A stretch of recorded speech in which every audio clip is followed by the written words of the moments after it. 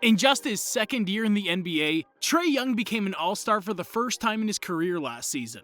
Some people believed he deserved to be a starter, while others didn't. In the 2020-2021 season, the Hawks have given Trae a much better team. But can Young not only repeat his all-star feat, but also become one of the best point guards in the NBA?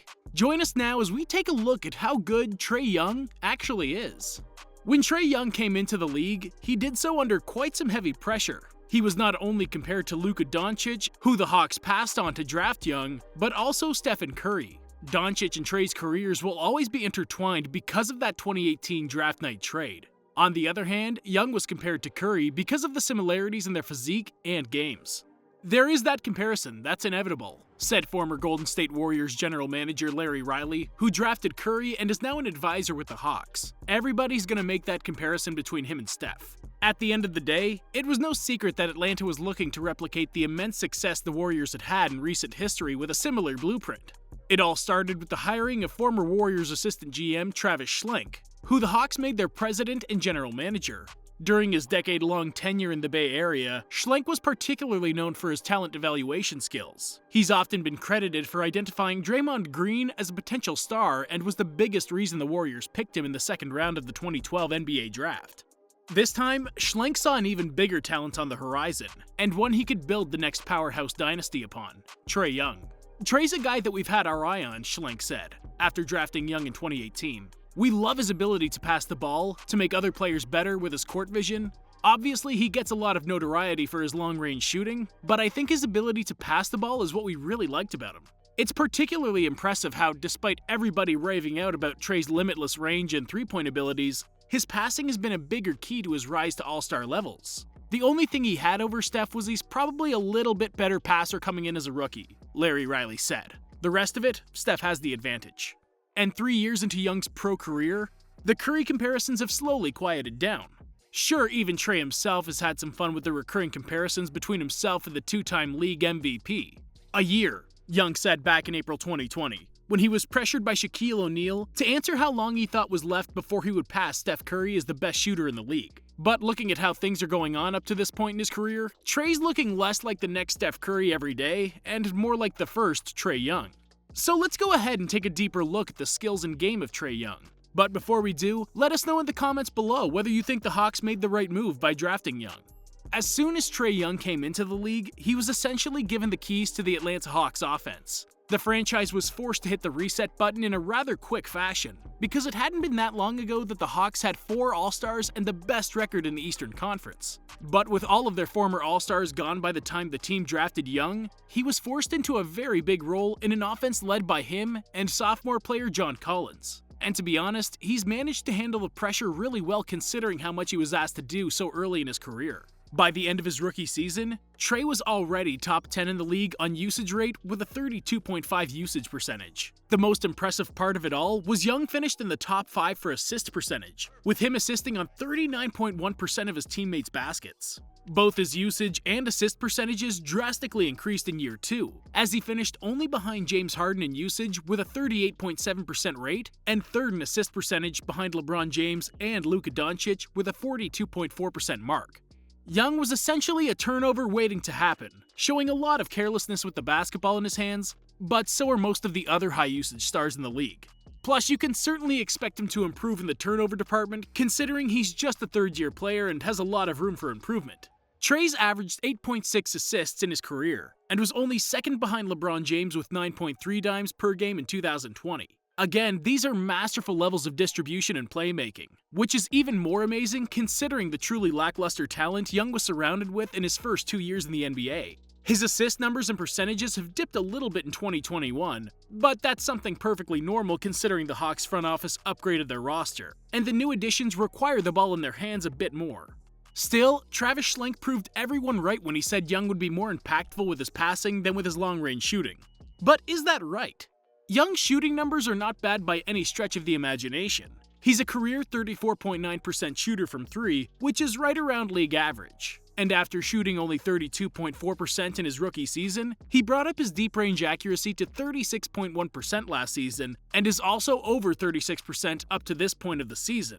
But that's a far cry from Steph Curry, who was a career 43.4% shooter from 3 and made 43.7% of his threes as a rookie. Young isn't close to where Steph is as a shooter, at least not yet, and it would be ludicrous to expect him to be at that level, or to ever get there.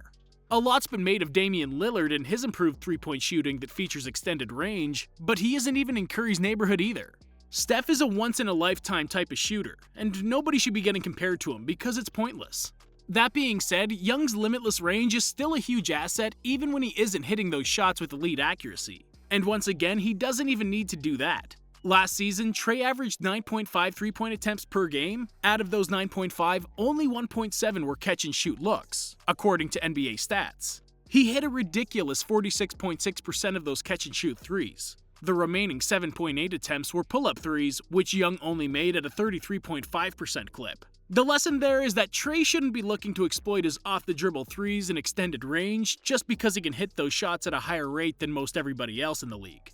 If he sticks to catch-and-shoot looks, then it's much more likely that we'll see him approaching Curryland. Then again, his pull-up game is what makes him such a big threat, and the in-game comparisons to Curry are not that accurate anyway. But he can certainly increase his efficiency and offensive impact by being a little bit more picky with his shot selection. Perhaps the biggest area of improvement for Young offensively is his inside scoring. This isn't to say Trae is a bad inside scorer at all. He's actually improved his driving and is quite good considering he's one of the smallest and lightest players in the league, but he's just so good at everything else that driving has to be considered his least dangerous weapon for now. In his rookie season, Young shot 53% at the rim, which ranked a mere 15th percentile among point guards. That mark went up to 58% last year, climbing to the 50-ish percentile area. All signs point to him being able to sustain a mark somewhere between 60 and 65% at the rim in the future, so we'll see how his driving evolves. But how can we be so sure his numbers at the rim are going to improve? Because it turns out that in a very short period of time, Trae Young has also become one of the elite foul drawers in the NBA. Nobody in the entire league has drawn a higher percentage of fouls on the floor than Young since he came into the NBA, while his shooting foul percentage this season is up to 17.4%. That means Trae is drawing whistles on almost 1/5 of all the shots he takes, a mark that is up there with the elite foul drawers in the league. He's been in the spotlight this season because of his use of a new technique to draw fouls. This consists in beating his man, whether with the help of a screen or just going past him, then jumping slightly backwards for a shot. This leads to Young's defender getting called for a foul, as Trae uses his opponent's momentum against him and creates the contact while he's in the act of shooting in midair. That's not basketball. Brooklyn Nets head coach Steve Nash told a referee after Young drew free throws late in a game while using this new technique. That wasn't the first time he did it that game either, which is why a frustrated Nash argued with the official. It must have been a bit sad for Young to hear his childhood idol claim that what he was doing wasn't actual basketball. But it has actually worked wonders for him. Nobody's attempted more free throws up to this point in the season than Young with 192, and he's converting them at a very efficient 88.5% rate. All things considered, Trae is a very complete offensive player that still has room to grow, which is crazy to think of just looking at his numbers. So it'd be nice if we could stop the Stephen Curry comparisons and start looking at Trae Young as a rising, trailblazing star. Last season, Young became the 5th player in NBA history to average at least 29 points and 9 assists per game in a season, proving how historically impactful he can be on the offensive end. Once again, this kid is 22 years old and still has massive room for improvement.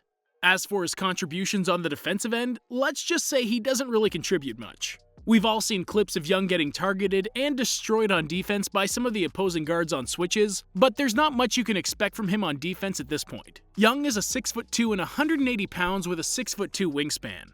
And unless he puts some work in the weight room, you'll continue seeing opposing teams target him on the defensive end. He certainly isn't the first really good offensive point guard to be a negative on defense, but it should be apparent by this that Young's impact on offense comfortably outweighs how bad he can be on defense. So how good is Trae Young actually? He's really damn good, and will continue to get better. At this moment in time, he could be ranked anywhere between the 4th and 8th best point guard in the league, depending on how you personally rank the rest of the point guards in the field.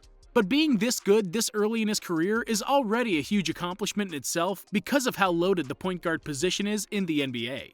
The Hawks did a really good job this past offseason by giving Young some help, bringing in multiple talented players to the roster, but we won't get a clear enough picture of what this team can do until we get to see them all healthy. Players like Rajon Rondo, Chris Dunn, Bogdan Bogdanovic, Danilo Gallinari, and Clint Capella, among others, have missed time due to an injury at one point or another in the season. But at full strength, this team could be a lock for the NBA playoffs in the Eastern Conference.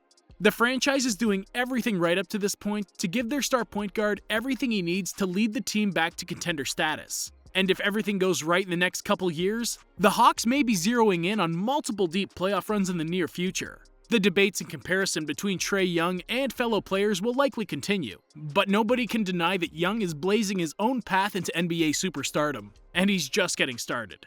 How good do you think Trae Young really is? Does he have what it takes to become a league MVP down the line? Let us know what you think in the comments below. And as always, don't forget to leave a like on the video and subscribe to the channel.